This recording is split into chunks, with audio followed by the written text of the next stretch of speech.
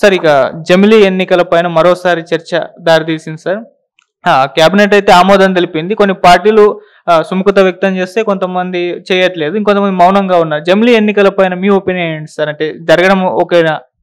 ఇప్పుడు జమిలీ ఎన్నికలంటే ఒక స్టేజ్లోనే జరగవాలండి.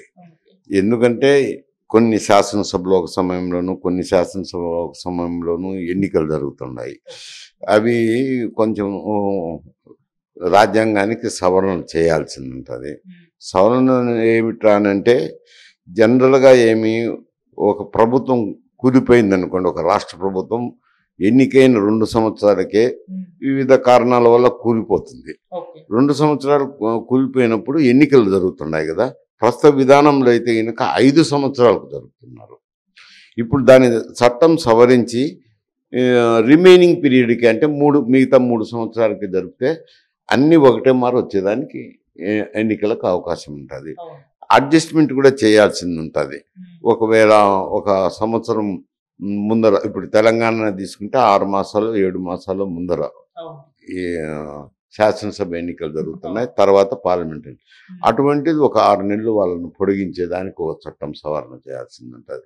6 నెలల ముందర, సంవత్సరం ముందర ఎన్నికలు వస్తాయంటే ఆ సంవత్సరం కూడా ఏదో అధ్యక్ష తరహా పాలన పెట్టి, గవర్నర్ పరిపాలన పెట్టి మళ్ళా ఒకటే మారు పార్లమెంట్తో పాటు ఎన్నికలు జరిపే విధానాన్ని అమలు చేయాల్సింది అని కొంచెం చట్టాలు సవరణ చేసి ఒకటే మారు ఎన్నికలు జరిగినాయి అనుకోండి, అది ఒక 2-3 స్టేజీల్లో ఒకటే మారు జరిగేదానికి అవకాశం వస్తుంది.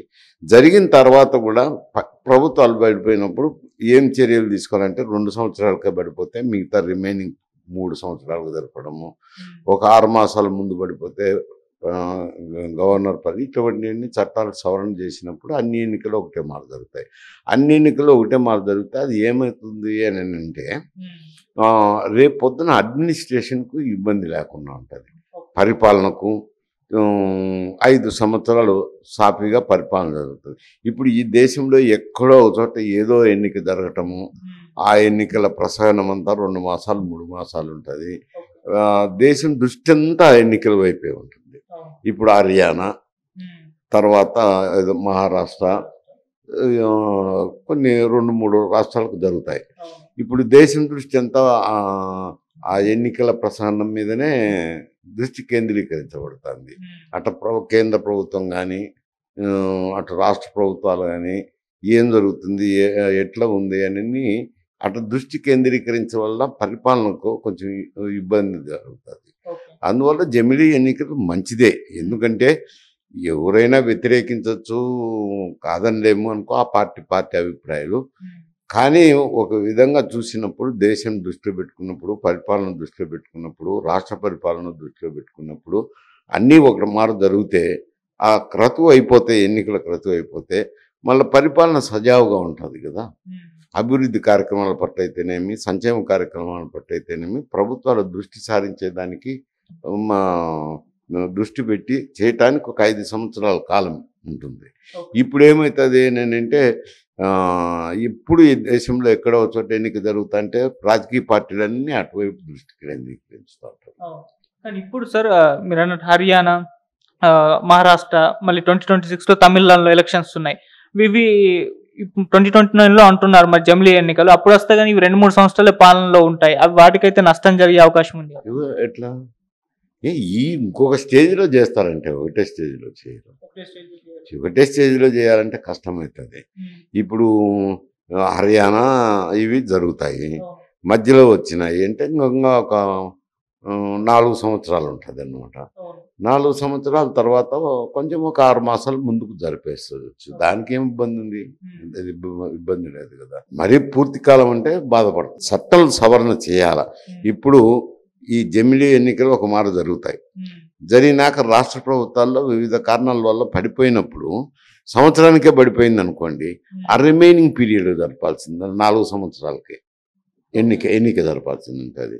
ఒకవేళ ఒక 6 మాసాలు ముందర పడిపోయినాయి అనుకోండి, సంవత్సరం ముందర పడిపోతే అక్కడ గవర్నర్ పరిపాలన పెట్టాల్సి. అట్లా కొన్ని చట్టాలు సవరించాలి. సవరించి 2-3 స్టేజీల్లో జమిలీ ఎన్నికలకు సిద్ధమవుతుంది దేశం. అయిన తర్వాత ఎప్పుడన్నా పడిపోతే ఏం చేయాలనే దాంట్లో కూడా చట్టాలు సవరణ చేయాలి. సార్ జమిలీ ఎన్నికల వల్ల ప్రాంతీయ పార్టీలకు నష్టం అని కొంతమంది వ్యక్తం చేస్తున్నారు సార్. అంటే మేబీ అంటే కాంగ్రెస్ బీజేపీ అన్నట్టు ఉంటుంది పోరు, అప్పుడు ప్రాంతీయ పార్టీల పైన ఉంటుందా ఫోకస్ అన్నట్టుగా ఉంది. మీరేం చెప్తారు సార్, ప్రాంతీయ పార్టీలకు నష్టం వల్ల? ఇది ప్రాంతీయ పార్టీలకేం ప్రాంతీయ పార్టీలు ఉంటాయి కదా, ఎన్నిక ఒక తూరు జరుగుతుంది కానీ ఎక్కడైనా ప్రాంతీయ పార్టీల ప్రాబల్యం ప్రాంతీయ పార్టీలది, నేషనల్ పార్టీస్ ప్రాబల్యం నేషనల్ పార్టీస్ది. తేడా ఎందుకు వస్తుంది? ప్రాంతీయ పార్టీలకు ఎందుకు జమిలీ ఎన్నికలు వస్తే ఇబ్బంది జరుగుతుంది?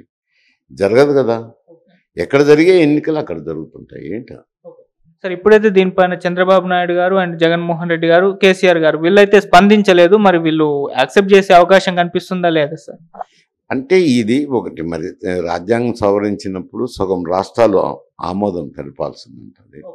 ఆమోదం తెలపాలన్నప్పుడు రాజ్యాంగ రీత్యా అడుగుతారు. అడిగినప్పుడు వాళ్ళ రియాక్షన్ చెప్పాల్సిందే కదా. ఇప్పుడు ఒకవేళ వస్తాయో రావో, చట్టం రూపొందుతుందో లేదో, క్యాబినెట్ ఆమోదం మాత్రమే పొందింది.